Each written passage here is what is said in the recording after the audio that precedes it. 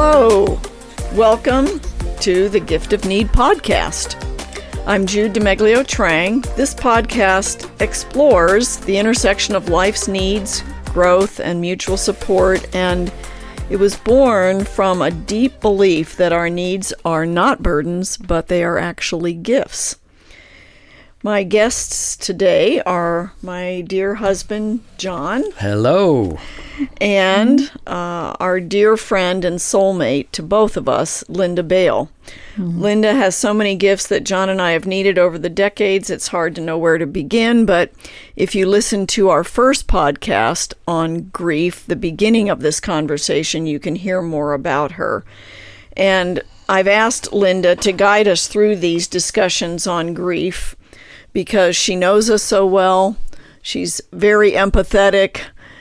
She's very insightful and has a way of eliciting feelings from someone like me who tends to stay in the thinking brain mode. So welcome, Linda. Thank you, Jude.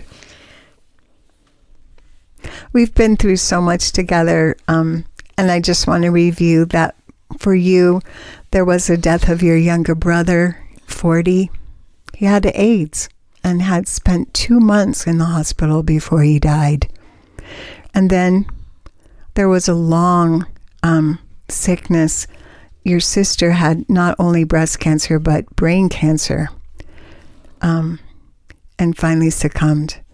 And then there was the painful, hard death of your youngest brother from suicide.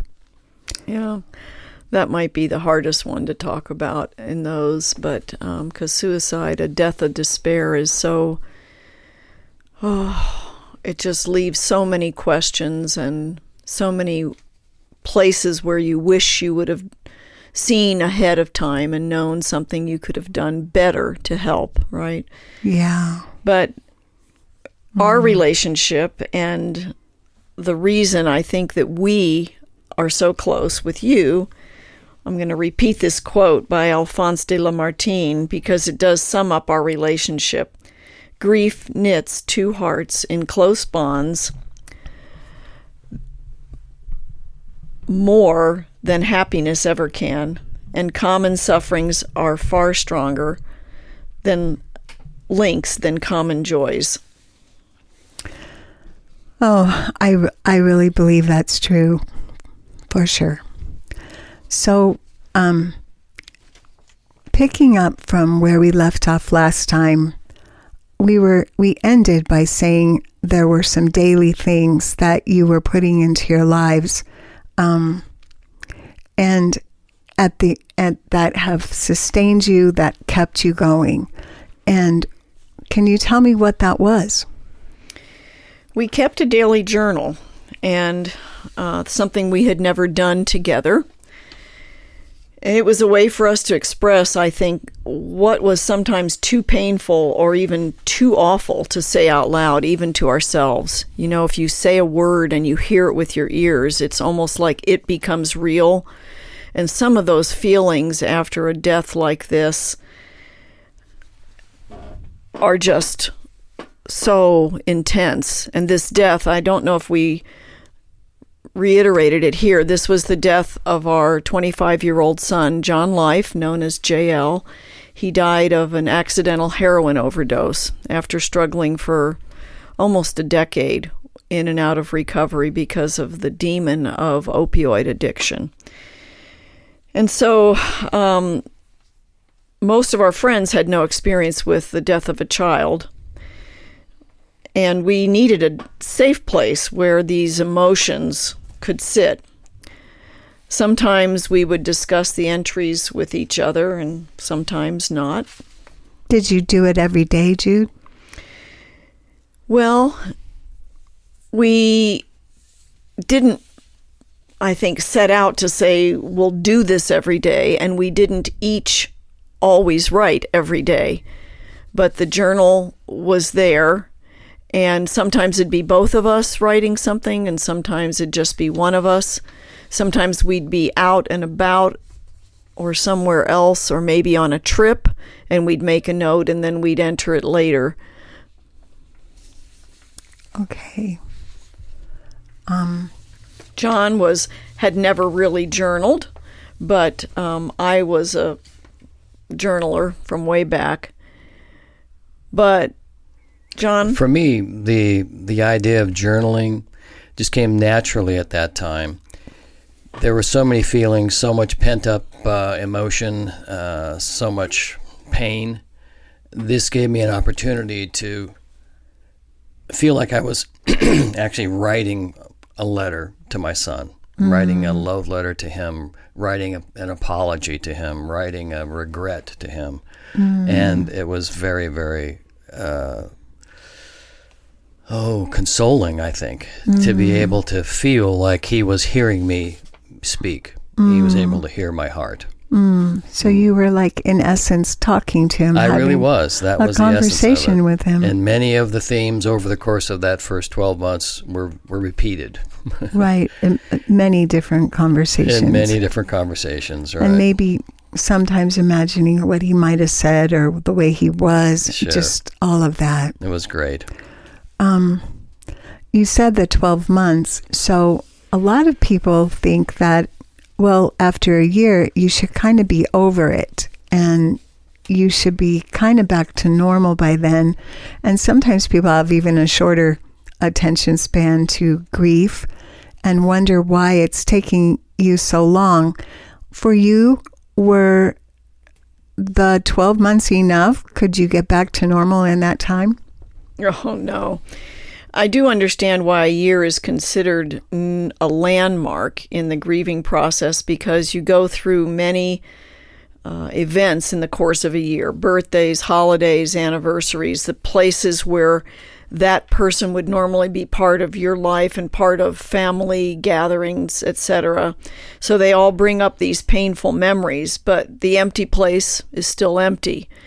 But I just wanted to say what I had to find was that I just didn't respond or talk to people who thought we should be over it after like 6 weeks or maybe 3 months. You know, you can't really say anything because they don't have any experience with this. And so people who are more, just thinking through and not so feeling oriented aren't sensing the fact that you're still in this process. And, so you just have to kind of, steer clear of that and stay in a safe place. People talk about finding closure, and I could never think of closure in relationship to my son's death. As Jude mentioned, every anniversary, every year, every Father's Day, for example, a couple of days ago, I was in a super bad way. It just, all the memories. Holidays, virtually every day. Nothing is normal now. Nothing is normal about life. Nothing can ever make it the same as it was, or normal, or right for me. That's very huge loss. Well, if it's not normal now, and there isn't really closure, how do you move forward?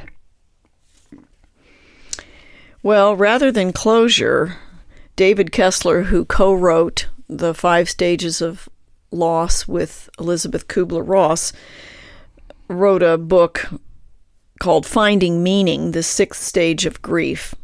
And he talks about learning to remember those who have died with more love than pain, focusing on remembering them in all the wonderful ways they lived and interacted with you while they were alive. For me, I'm very visual. I have photos of JL, and I have pictures in my mind of memories of him that are precious to me, and they help me remember what a beautiful child he was, what a really great young man he was. One thing I think of is there's a photo of me with him right after we're done nursing, and he's laying there. And one time I had long hair when he was young, and he would play with my hair while he nursed. And one time I had it pinned up because it was hot or something. And we sat down to nurse, and he just puckered up and started crying. And it was like, what was, and he was grabbing and looking for my hair. Oh. And that's just a sweet memory I can have that reminds me of the good times that had he not been born, I would never have had those memories or those times with him. Mm-hmm. Well, for me, there isn't a day that goes by that I don't think about him a lot.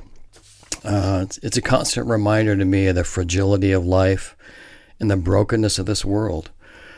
I think now every activity that I do would be more fun with him if he were here. The fact that I receive encouragements daily, again, texts from his friends on Father's Day to save me from being hopelessly down at that time. I see the Instagram posts of his friends with their wives and their kids, and I think about what life would have been like for him. And I go back to a word that the Lord gave me the day John Life died, and that I think is part of what sustains me and moves me forward. Jesus said, "He whom the Son sets free is free indeed." So I know that he fought the good fight. He didn't want to be addicted. He hated it. And I know that I'll see him again. And without that hope, I'd totally be toast. So for me, I still look for opportunities to talk about him, to tell his story, sometimes to perfect strangers. And I remember some great things, as Jude had mentioned, the great memories, the positive parts are so comforting and so wonderful.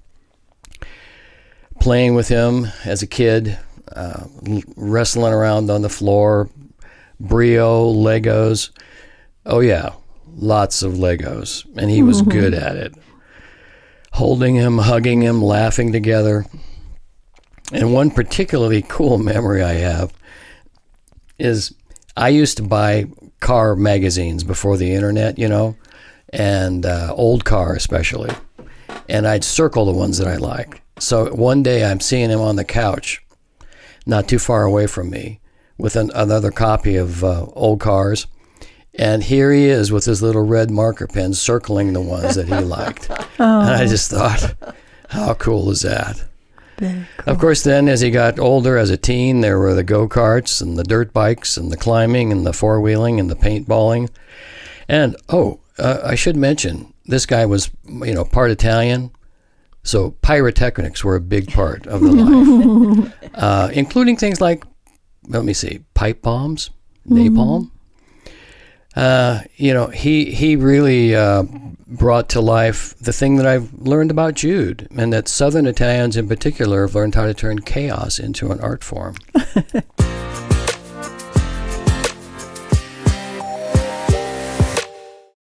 In that article, to get back to that, Kessler tells us that finding meaning takes time, maybe years.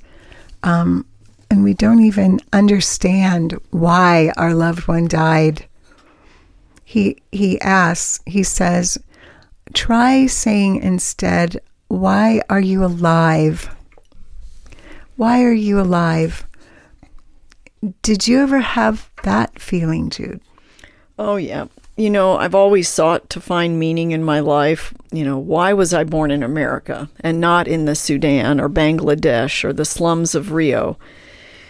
And I've been given so much here, and am I using it to help others? I don't think I've done a very good job of using my freedom and privilege. So I think in suddenly being statistics of the opioid crisis, not just bystanders who heard about it, I wondered what we could do to help other families to not have to suffer through this pain, or to comfort the ones that were.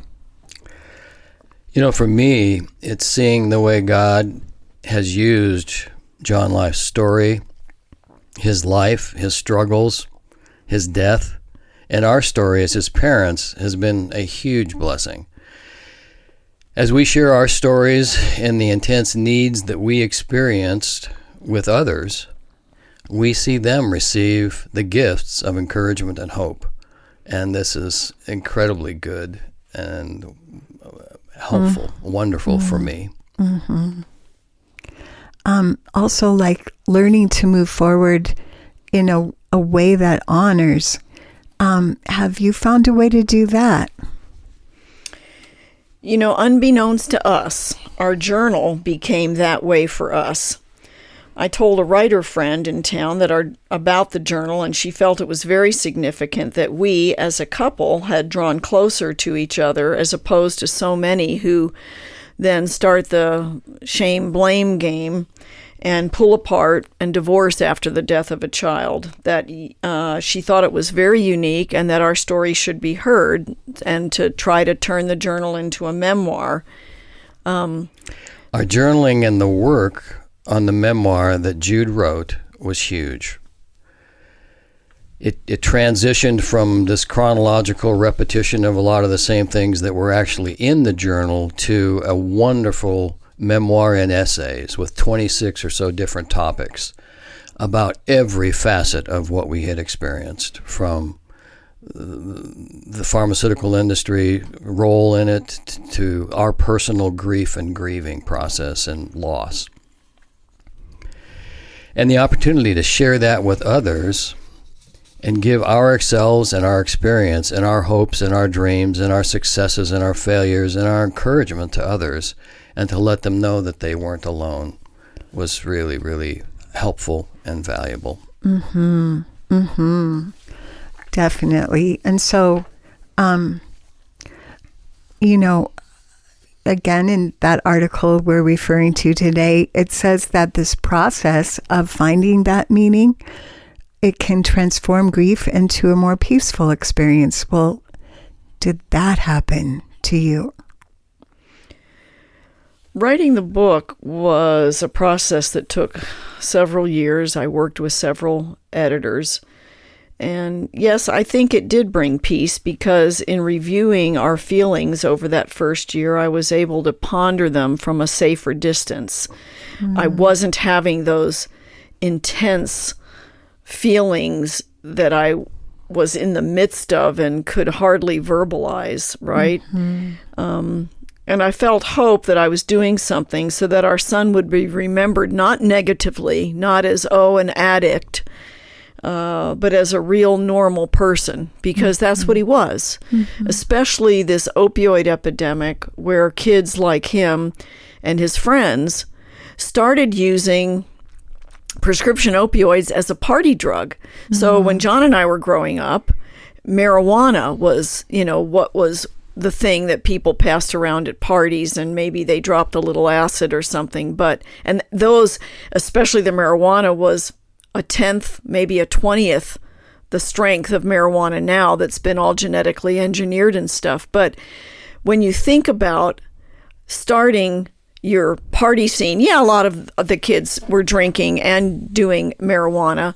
But after talking with JL's friends, I found that many of them, they kind of all tried the opiates, the uppers, cocaine, meth, and everybody, according, I think, a lot to their genetic makeup, was drawn to one or the other.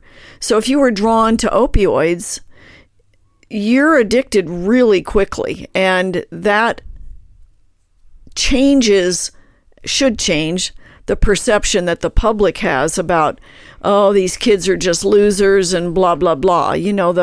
So I think writing the book and being able to tell the story and document it was part of honoring JL and our decision from the day he died. When we went home that afternoon with our friends, we decided to post it on Facebook, his Facebook page, our Facebook page, and just say, our son died of an accidental heroin overdose. We didn't say he died of unknown causes and then not have a public funeral, because I felt that if we didn't say out the truth and speak it honestly, that it would create more shame. It would put shame on him. And there was shame. There was shame in the culture. People were afraid to say it. That's one of the major topics, or one of the many topics in Opiate Nation. Yeah. And for me, Opiate Nation has been used, I believe, by God in wonderful ways, kind of from a public perspective. Initially, there were release events and book signings and podcasts and places that took us face to face with other families and individuals that we didn't even know who were walking through the same dark valleys that we traversed. And even when COVID put an end to the public events, Jude was continuing to receive email from people who just found the book somehow as an ebook or online or something. And they would write and they would share their story, and she would begin a dialogue with them, and it would open up this new avenue of ministry, essentially, to them and their situation. And the other part of it, aside from the public aspect, that again, this is basically intrinsic to his life and having his story told, is the influence that it had on all of his friends. The fact that his life is bringing, and his death is bringing life and hope to others, is just wonderful for us. We've actually become really close with several of his very best friends, and he had a couple of very best friends. I'm not sure how you do that, but he did. And then others that we didn't even know who were with him in high school and uni. They've told us their stories. They've volunteered this, sometimes years after his death, of how instrumental he was in forming their whole life decision-making process, and how they still hear his voice when they're coming to the point of making a decision about something. And, just knowing that that they've told us that his life and death has transformed their lives, and that it was a wake-up call for many of them that they couldn't avoid, that they credit themselves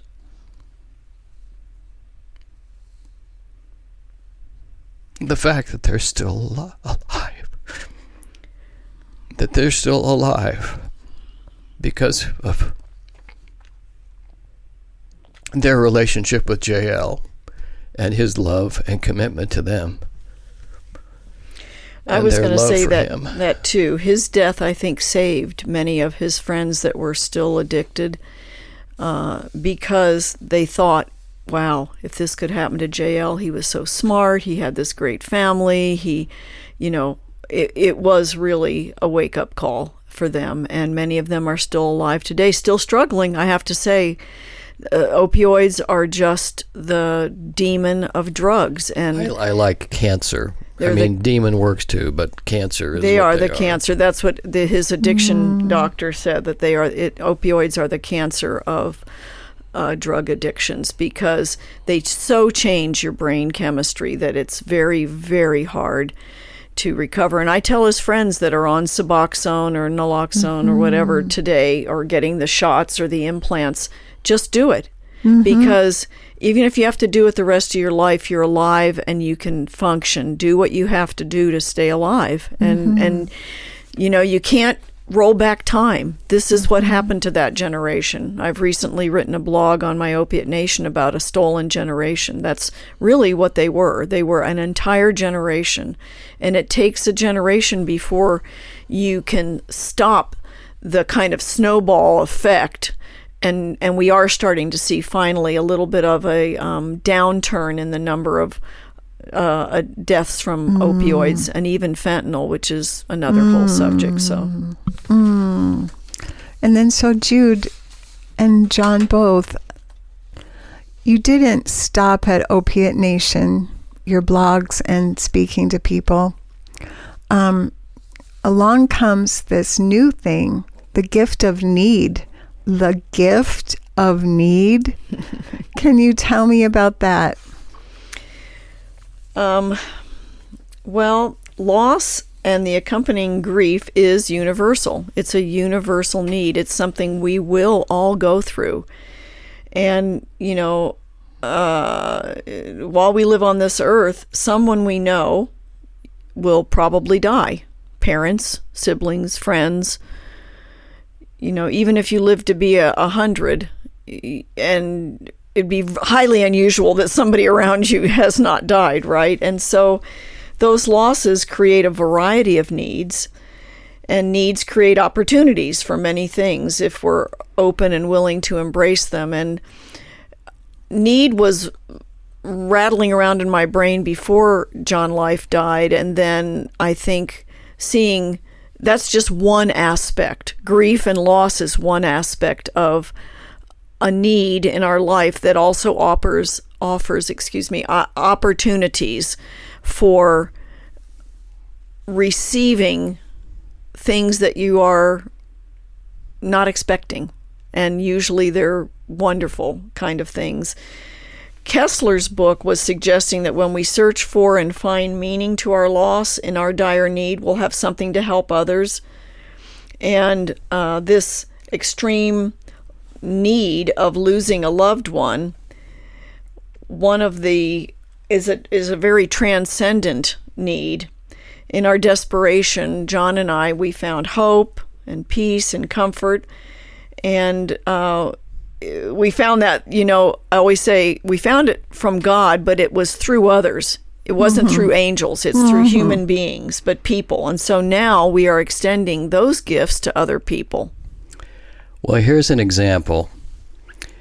This wonderful woman that's moderating our session this morning, Linda, responded to a need that Jude and I had in our lives. Let me see, almost 30 years ago. I was in the hospital having open heart surgery. Jude had spent 24 hours by my bedside dealing with issues that came up after triple bypass surgery. You saw that need and came and gave us the gift of yourself. Gave Jude an opportunity to go and get some rest. And I'll never forget this, and Linda's heard this a lot. I know where you're going. Okay, so I'm just coming out of my anesthesia. I'm a little groggy, a little opioid heavy. And I see Linda, and I see her face. And all I could say was,